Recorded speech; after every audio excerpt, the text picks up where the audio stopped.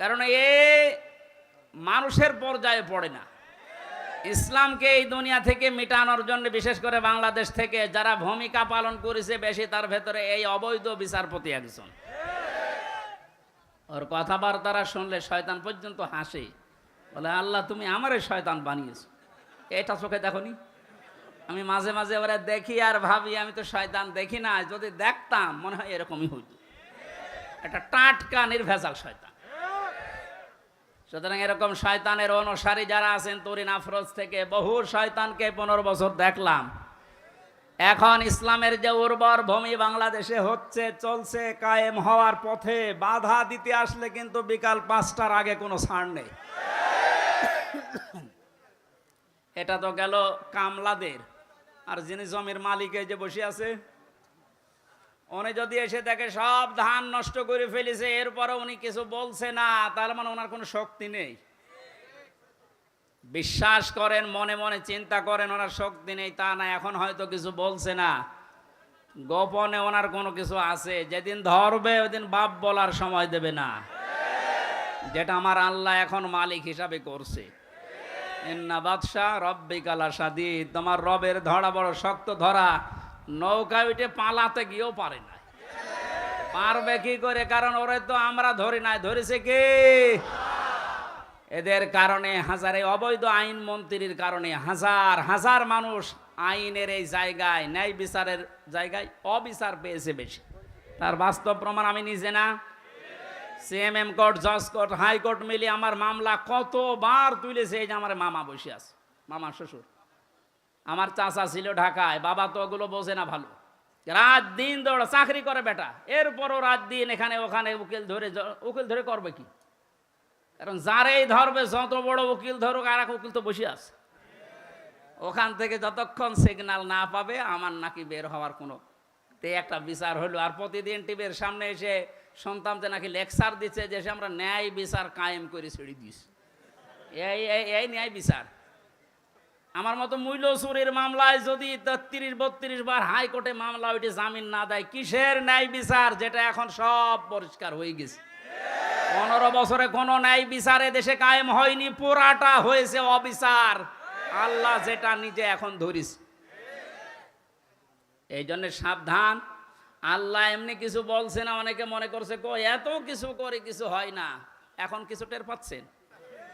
আলেমদের মাথায় দড়ি দিয়ে ছাগলের মতো, গরুর মতো যখন টেনে নিয়ে যেত ওই কোর্টে, বারান্দায় দাঁড়িয়ে অনেক শয়তান দেখলাম হাসতেছে আর টিপ্পনি কাটতেছে। যে দেশে আর হুজুর নেই, আমির হামজা, এই মাওলানা মামুনুল হক, এরে ধরলো, আর হুজুর নেই দেশে। তাদের কত সুন্দর সুন্দর কথা, ফেরেস্তার মতো কথা বলে, আর এরা উঠলে শুধু রাজনীতি করে। ধরেছে, ঠিকই হয়েছে। এখন আপনি টের পাচ্ছেন কি হচ্ছে?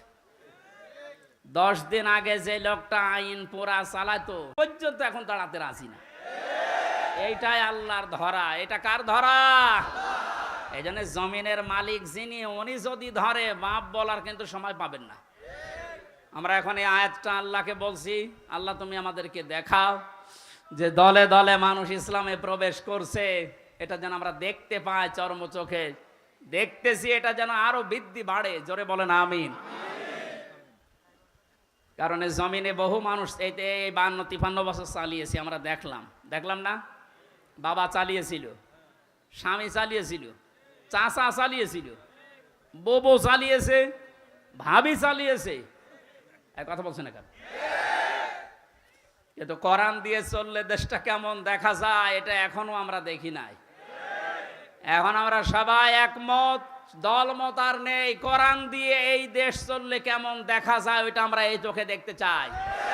কারা কারা দেখতে রাজি আছেন দেখি? লিল্লাহি তাকবীর।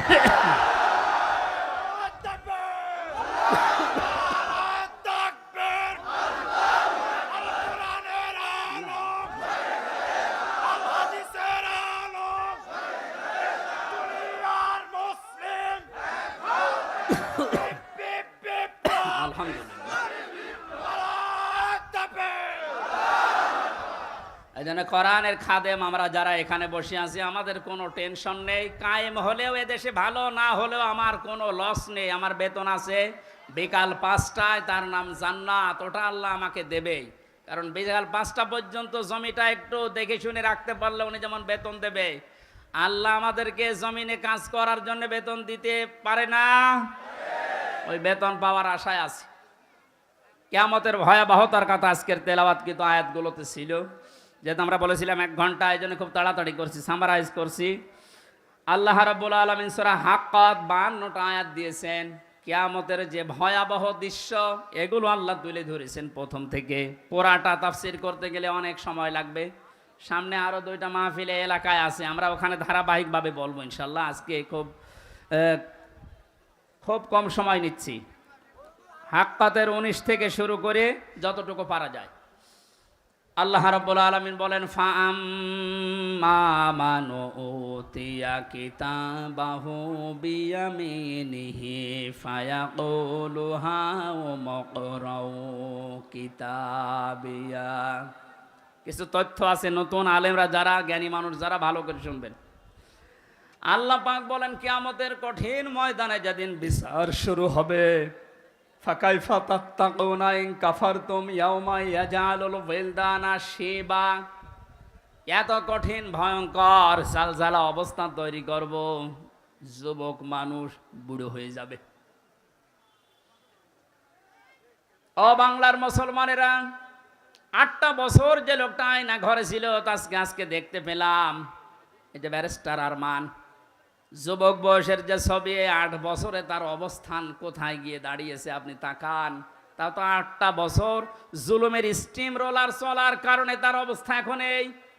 অথচ আল্লাহ জানিয়েছেন কিয়ামতে এমন ভয়াবহ অবস্থা তৈরি করব, দৃশ্য দেখেই মানুষ সঙ্গে সঙ্গে যুবক মানুষ বুড়ো হয়ে যাবে। ওনার বুড়ো হতে সময় লেগেছে 8 বছর, কিয়ামতে আমার বুড়ো হতে সময় লাগবে কয়দিন? মুহূর্তের ভেতরে চোখের পলক পড়তে বুড়ো হয়ে যাবে মানে যুবক মানুষ। কি অবস্থা হবে এবার ভাবেন। ইয়াউমা ইয়াফিরুল মারউ মিন আখি, প্রথমেই পালাবে মানুষ দেখলেই তার আপন ভাই থেকে। ওয়া উম্মিহি ওয়া আবি, তার মায়ের কাছ থেকে, বাবার কাছ থেকে। ওয়া ফাসিলাতিহি আল্লাতী তুবি, আল্লাহ পাক বলেন তার জ্ঞাতি গোষ্ঠী, তাকে যারা আশ্রয় দিত এই মানুষগুলো পালাতে থাকবে। ও দুনিয়ার মানুষেরা, পৃথিবীতে আমরা বিপদে পড়লে, হামলা মামলার শিকার হলে আগে ভাই আগিয়ে আসে, বাবা আসে, বংশের লোক আসে, জ্ঞাতি গোষ্ঠী যে দল করি ওই দলের লোক আসে। আল্লাহ পয়েন্ট আকারে ওগুলো আগে দিয়েছেন যে এইগুলো আগে পালাবে। একটা বারের জন্য আপনার বিবেকে নাড়া দেয় না যে এইগুলো যদি পালায়? যারা ধোকা দিয়ে অনেককে 15 বছর বোকা বানিয়ে রেখেছিল, পীরের নামে হাজার হাজার লক্ষ লক্ষ ভণ্ড বেরিয়ে, যে কোনো চিন্তা নেই আমরা আছি, ওরা আগে পালাবে। আমরা বিবেককে একটু রায় দেয় না যে মা যদি পালায়, বাবা যদি বলে না আমি বিয়ে করিনি, সন্তান পাবো কোথায়? আমার তো এই আয়াত পড়ার পর বিশ্বাস হয় লক্ষ কোটি পীরেরা বলবে আল্লাহ দুনিয়া আমি পীরই ছিলাম, মুরিদ পাবো কোথায়? এই জন্য কোনো ভণ্ডের উপরে আশা আকাঙ্ক্ষা ভরসা না করে নিজের কাজের দিকে ভরসা করেন। আল্লাহ বলেন তোকে পড়তে দেব, পড়, ধরে আমল নামাটা পড়। ফায়াকুলু হাউ মুকরাউ কিতাবিয়া ইন্নী জানানতু আন্নী মুলাকিন হিসাবিয়া। কিতাবটা হাতে নিয়ে পড়তে আরম্ভ করবে আর বলবে অবশ্যই আমি এটা বিশ্বাস করে চলতাম যে আমাকে একদিন আল্লাহর দরবারে এভাবে হিসাব দেওয়া লাগবে। শুধু এই আয়াতটাই মানুষের জীবন পরিবর্তন করে দিতে পারে। কষ্ট হচ্ছে আপনাদের? আয়াতটার তাফসিরে আমি তাবারিতে পড়েছি। খলিফাতুল মুসলিমিন হযরত ওমর রাদিয়াল্লাহু তাআলা আনহু তার সন্তানটাকে একবার ভর্তি করলেন মাদ্রাসায়। হোসাইন রাদিয়াল্লাহু তাআলা আনহু ওই সময় প্রধান বিচারপতি হযরতে আলীর সন্তান।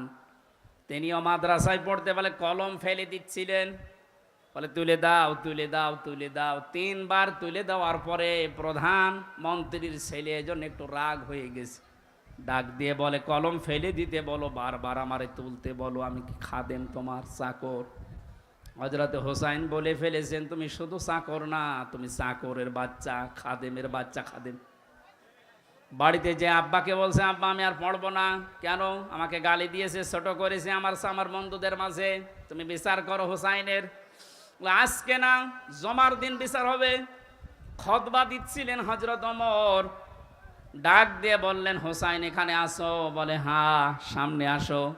তুমি আমার এই সন্তানকে গালি দিয়েছো, খাদেমের বাচ্চা, খাদেম বলে অপমান করেছো। হযরতে হোসাইন বললেন, হ্যাঁ আমি বলেছি। তিনি বলেন, কেন বললেন? হযরতে হোসাইন ওখান থেকে দাঁড়িয়ে বলে, খলিফা বুকে হাত দিয়ে বলেন তো, আপনি কি আমার নানার খাদেম ছিলেন না? হযরত ওমরের কথা বন্ধ হয়ে গেছে, চোখের পানি ফেলে বলে, আমি তো খাদেম ছিলাম, এভাবে তো ভাবি নাই। আমি যে খাদেম ছিলাম এটা তো আমি তো জানি। তুমি কি লিখে দিতে পারবে যে আমি নবীর খাদেম ছিলাম তোমার নানার? হ্যাঁ, কাগজ নিয়ে আসেন। খেজুর পাতা নিয়ে এসেছে, লিখে দিলেন, এই ওমর আমার নানার খাদেম ছিল, আমি দেখেছি। এতে হোসাইন ইবনে আলী, সই করে দিলাম। কাগজটা হাতে নিয়ে হযরত ওমর বলে, নবীর সাহাবীরা, বিচার হয়ে গেছে। ছোট মানুষ আব্দুল্লাহ, ও তো বোঝে না। বলে, কি বিচার করলে বাবা? তুমি তো এখনো মারধর শুরু করনি। হযরত ওমর বলে, সন্তান, যে বিচার করেছে এটা দুনিয়া না, মরণের পরও কাজে লাগবে। আমি এমনি জনান্তু আন্নি মুলাকিন হিসাবিয়া, আমি বিশ্বাস করে দুনিয়ায় চলি যে আমাকে হিসাবের মুখোমুখি হওয়া লাগবে। আমি ওমর 26 বছর বয়সে মুসলমান হয়েছি। বাকি এই কয় বছর ইবাদত বন্দেগী চাই করলাম, হিসাব দিতে পারবো কিনা জানি না। মারা যাওয়ার পরে কাগজটা আমার কাফনের ভেতরে দিয়ে দিও। আল্লাহ যখন আমাকে তার সামনে তুলে ডাক দিয়ে বলবে, হিসাব দাও, জীবনে কিছুই যদি কবুল না হয়, এই কাগজটা আল্লাহকে দেখিয়ে বলবো, রব্বুল আলামিন, তুমি আমার জীবনের কিছু যদি পছন্দ না করো, তোমার ভালো না লাগে, এই কাগজটার দিকে তাকাও, তোমার নবীর নাতি লিখে দিয়েছে আমি নবীর খাদেম ছিলাম, এ ওসিলাই হলেও তুমি আমারে মাফ করে দাও। জবাব দেওয়া, হিসাব দেওয়া কিয়ামতের ময়দান, এটা তাদের কোন পর্যায়ে ছিল? তারা কি বিশ্বাস করতো হিসাবিয়া? আর আমরা কোথায় আছি? আল্লাহ পাক বলেন, হিসাব বড় কঠিন জিনিস। এজন্য আমার নবী পর্যন্ত প্রতিদিন 100 বার করে দোয়া করতো, আল্লাহুম্মা ইন্না আলাইয়া হিসাবা ইয়াসিরা, হে আল্লাহ তুমি আর চাই করো, আমার হিসাবটা সহজ করে দিও। নবীজি মাঝে মাঝে বলতেন, সাহাবীরা, আল্লাহর দয়া ছাড়া হিসাব দিয়ে কেউ জান্নাতে যেতে পারবে না। সাহাবীরা বলেন, হুজুর আপনি? বিশ্বনবী বলেন, আমারও সম্ভব না আল্লাহর দয়া ছাড়া হিসাব দিয়ে জান্নাতে যাওয়া। বাংলার মুসলমানেরা যারা আগে পেছনের সব অপরাধ আল্লাহ মাফ করে দিয়েছে, এই মানুষটা যদি 100 বার হিসাবের বিষয়ে চিন্তা করে 24 ঘন্টায়, আমাদের কতবার হিসাব আসা দরকার। যে হিসাবটা যত বেশি আসবে, এই দেশ থেকে দুর্নীতি তত বেশি পালাবে। আজ এক একটা মন্ত্রী, এক একটা নেতার ঘরে যত টাকা, যত স্বর্ণ পাওয়া যাচ্ছে, এর একটাই কারণ, এরা কোনোদিন বিশ্বাস করে না যে আর একটা জায়গা আছে যেখানে হিসাব দেওয়া লাগবে। এখন যারা দায়িত্বে আছেন, পরবর্তীতে যারা আসবেন, তারা 100 ভাগ বিশ্বাস করে ওই জায়গাগুলোতে যাবেন যে আমি আর চাই করি, আমাকে কিন্তু হিসাবের মুখোমুখি হওয়া লাগবে। বাংলার দুদক না, বাংলার বিচারপতি না, আমার যে নিয়ালাই সাল্লাহু বিআহকামিল হাকিমিন, সব চাইতে বড় বিচারপতি যিনি, ওনার সামনে আমার হিসাব দেওয়া লাগবে। কথা বলেন ঠিক কিনা? আমি হামজা সহ যত মানুষ এখানে বসে আছি, প্রত্যেককেই যেন এই আয়াতটা নিজের সাথে মিলিয়ে আল্লাহ আমাদের হিসাব যেন সহজ করে দেন। বলেন আমিন। ফাওয়া ফি ঈশাতির রাদিয়া, এই লোকটাকে আল্লাহ সন্তোষজনক জীবন দান করবেন। এদিকে তাকান এবার। যে তথ্যটা বলার জন্য এতক্ষণ পর্যন্ত এদিকে ওদিকে আমি ছড়িয়েছিলাম, এইবার সে পর্যন্ত এসেছি, আলেমদেরকে বলছি, ফাওয়া ফি ঈশাতির রাদিয়া, আল্লাহ পাক বলেন তাকে সন্তোষজনক জীবন দান করব। সন্তোষজনক জীবন কি? ফি জান্নাতিন আলিয়া, সুউচ্চ মাকাম জান্নাত যেটা, ওখানে আল্লাহ তাকে পৌঁছিয়ে দেবেন। কুতুফুহা দানিয়া, যার ফলগুলো হাতের নাগালে এসে নাড়াচাড়া করবে। কুলু অশরাবু হানিয়াম বিমা আসলাফতুম ফিল আইয়ামিল খালিয়া। আল্লাহর পক্ষ থেকে ঘোষণা আসবে, খাও, পান করো, মন মতো খাও। কারণ এই খাবারগুলো তোমাদেরকে জালেমরা দুনিয়ায় খেতে দেয়নি, এরকম আরামে জালেমরা থাকতে দেয়নি। 15 বছর অনেকে এই বাংলাদেশে নিজের স্ত্রীর কাছে রাখতে পারে নাই, নিজের ঘরে মাথা দিয়ে ঘুমাবে পারে নাই। এই কথা বলে না কেন? আম বাগানে, বাঁশ বাগানে, এমনকি ধানের ক্ষেতের ভেতরে মশারি টাঙিয়ে এই 15 বছর কাটিয়েছে এমন মানুষ ওই দেশে আছে। আল্লাহ পাক যেন তাদেরকে হাত ধরে ধরে বলছে, কুলু ওয়াশরাবু হানিয়া বিমা আসলাফতুম ফিল আইয়ামিল খালিয়া।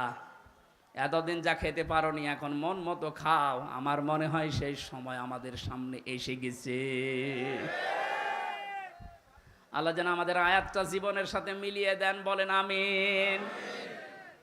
সন্তোষজনক এই জীবনে যাবার আগে যে বিষয়গুলো আল্লাহ সামনে নিয়ে এসেছিলেন তার 1 নম্বরে ফাআম্মা মান সাকুলাত মাওয়াজিনুহু ফাহুয়া ফি ঈশাতির রাদিয়া। মানুষকে আল্লাহ মাপ দেবেন মিজানের পাল্লায়। কিসের পাল্লায়? জবান খোলেন। মিজান মানে না না, মিজান মানে মানদণ্ড। মিজানের পাল্লায় আল্লাহ মাপ দেবেন মানে মানদণ্ড সামনে নিয়ে আসবেন।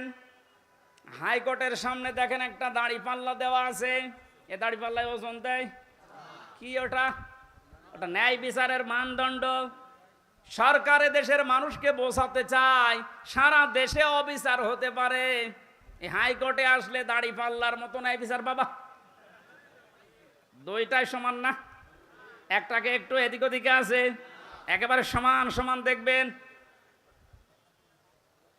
আজকে এই ভোলটা ভাঙা লাগবে। আমার যতটুকু ধারণা, আমি লেখাপড়া করে যা পেয়েছি, এই ভোলটা যদি বাংলার জমিনে আজ ভেঙে যায়, হাজার হাজার মানুষ সঙ্গে সঙ্গে উল্টিয়ে যাবে। দেখেন তো আপনি মেলাতে পারেন কিনা। আমি প্রথমে যে উদাহরণ দিতে গিয়ে 2টা জিনিসের নাম বলেছিলাম। প্রতিটি জিনিস পরিমাপ করার জন্য আলাদা আলাদা জিনিস পাওয়া যায়। আমি গত 7 দিন 8 দিন ছিলাম মালয়েশিয়া, সিঙ্গাপুর, ওইদিকে থাইল্যান্ডের। ওখানে যে আলোচনার বিষয়গুলো সাবজেক্ট আকারে দিয়েছিল তার ভেতরে এই মাওয়াজিন ছিল। বলে মাওয়াজিনের অর্থ আপনি বের করেন তো, একটা একটা করে 99টা অর্থ আমি আবিধান থেকে বের করেছি।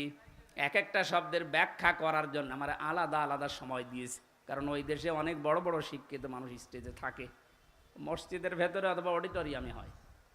এখান থেকে আমি যেটা নিতে পেরেছি, এই যে মাওয়াজিনুহু দিলেন, মিজানের পাল্লার এই মাপটা যদি আপনি পরিষ্কার করতে না পারেন, ক্লিয়ার হতে না পারেন, আপনার অপরাধ প্রবণ জীবন থামবে না। প্রতিটি জিনিস পরিমাপ করার জন্য একটা উদাহরণ দিয়েছিলাম, এটা পরিমাপ করার জন্য ফিতা লাগে। চাউল পরিমাপ করার জন্য বাটখারা লাগে। কি লাগে বলেন বলেন? তেল পরিমাপ করার জন্য লিটার লাগে, সিসি লাগে। কেউ যদি এখন তেল মাপ করার জন্য ফিতা দেয়, মাপতে পারবে?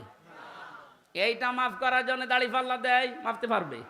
তাহলে প্রতিটি জিনিস মাপ করার জন্য আলাদা আলাদা যন্ত্র পাওয়া যায়। কিয়ামতে আল্লাহ ফাহুয়া ফি ঈশাতির রাদিয়া, সন্তোষজনক জীবনে আপনার পৌঁছে দেবে। এখানে যাবার আগে একটা কাজ যে করবে, মাপ। কি মাপ? মানে পরিমাপ। এই যে মিজানের পাল্লা বলছেন আপনি, মানদণ্ডে আল্লাহ মাপ দেবেন। আবার বলছি ভালো করে শুনবেন, গীবত করবেন না কিন্তু বাইরে যেয়ে। প্রতিটি জিনিস যদি পরিমাপ করার জন্য আলাদা আলাদা যন্ত্র থাকে, কিয়ামতের দিন আল্লাহ মিজানের পাল্লায় মাপ দেবে কি? আমল। আমল কি মাপ দেবে? বলেন বলেন? আমল মানে কাজ। আমল মানে আরো জোরে বলেন। কাজ মাপার জন্য দাড়ি পাল্লা লাগে, ফিতা লাগে, লিটার লাগে, কি লাগে?